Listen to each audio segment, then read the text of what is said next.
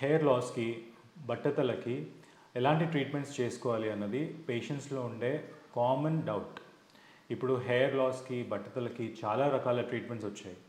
Medicines, PRP, GSC, stem cells, తర్వాత fat stem cells even and transplantation.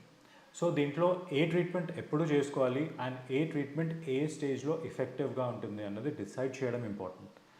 ప్రతి ఒక్కరికి ప్రతి స్టేజ్లో హెయిర్ ట్రాన్స్ప్లాంటేషన్ అనేది అవసరం ఉండదు. ఫర్ ఎగ్జాంపుల్, ఎవరికన్నా ఇప్పుడు హెయిర్ లాస్ స్టార్ట్ అవుతుంది అండ్ ఓన్లీ కొన్ని ఏరియాస్లో మాత్రమే హెయిర్ పల్సగా అవుతుంది. సో ఇలాంటి వాళ్ళకి డైరెక్ట్గా హెయిర్ ట్రాన్స్ప్లాంటేషన్ చేయించుకునే అవసరం ఉండదు.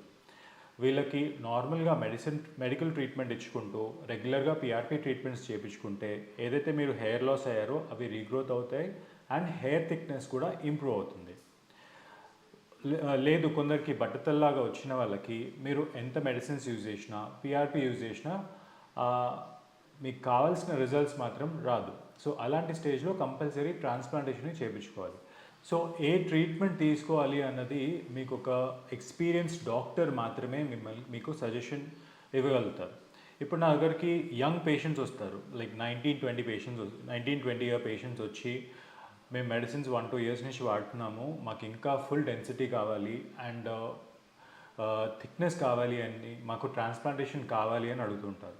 సో ఆ patients they are not good patients for transplantation. ఎందుకు అంటే మనకి ఉన్న డోనర్ ఏరియా అనేది చాలా లిమిటెడ్గా ఉంటుంది.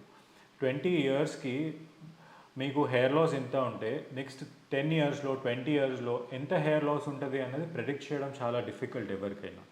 సో ఎన్ని రోజులైతే అన్ని రోజులు మీరు ఈ హెయిర్స్ని మెడిసిన్స్తోని, పిఆర్పి ట్రీట్మెంట్స్తోని మెయింటైన్ చేసుకుంటూ, తర్వాత ఏదైనా మేజర్ ఈవెంట్ ఉంది లైఫ్లో, లైక్ ఫర్ ఎగ్జాంపుల్ ఒక 1 ఇయర్లో మీకు మ్యారేజ్ ఉంది, లేదంటే ఏదైనా హయ్యర్ పోస్ట్కి వెళ్తున్నారు అన్నప్పుడు ఆ టైంలో ఒక లిమిటెడ్ ఏరియాలో మనం ట్రాన్స్ప్లాంటేషన్ కావాలంటే చేసుకోవచ్చు.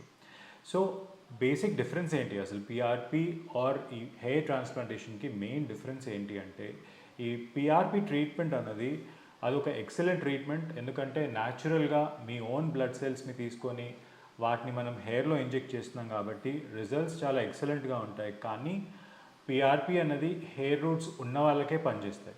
ఒకవేళ హెయిర్ రూట్స్ లేని వాళ్ళకి మనం ఎంత పిఆర్పి ఇచ్చినా, ఎంత స్టెమ్ సెల్స్ ఇచ్చినా ఎలాంటి రిజల్ట్స్ ఉండవు.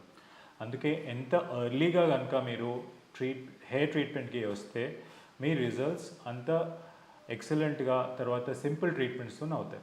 అదే లేట్ స్టేజెస్లో వచ్చారు, లైక్ ఆల్రెడీ చాలా బట్టతల అయిపోయింది అండ్ ఒక్క హెయిర్ రూట్ కూడా లేదు ఆ ఏరియాలో, అలాంటి సిచ్యువేషన్లో ఉన్నప్పుడు డెఫినెట్గా ట్రాన్స్ప్లాంటేషనే అడ్వైస్ చేస్తాం. సో ఈ ట్రీట్మెంట్స్కి చాలా డిఫరెన్స్ ఉంది. సో ఈ 2 ట్రీట్మెంట్స్ని మనము కంబైన్ చేయలేము. కావాలంటే ట్రాన్స్ప్లాంటేషన్ చేసుకున్నాక మనం పిఆర్పి ఇస్తే ఆ ట్రాన్స్ప్లాంటేషన్ రిజల్ట్స్ ఇంకా ఎన్హాన్స్ అవుతాయి. లేదు, పిఆర్పి చేసుకుంటూ కొన్ని ఏరియాస్లో హెయిర్ రూట్స్ అసలే రీగ్రోత్ అవ్వట్లేదంటే ఆ ఏరియాలో మనం ట్రాన్స్ప్లాంట్ చేసుకోవచ్చు. సో ఈ డిసిషన్స్ ఏవైతే ఉన్నాయో అవి చాలా సైంటిఫిక్గా, తర్వాత మీ ఏజ్ని, మీ హెయిర్ లాస్ సిచ్యువేషన్ని కరెక్ట్గా చూసుకొని తీసుకునే డిసిషన్స్ అవి.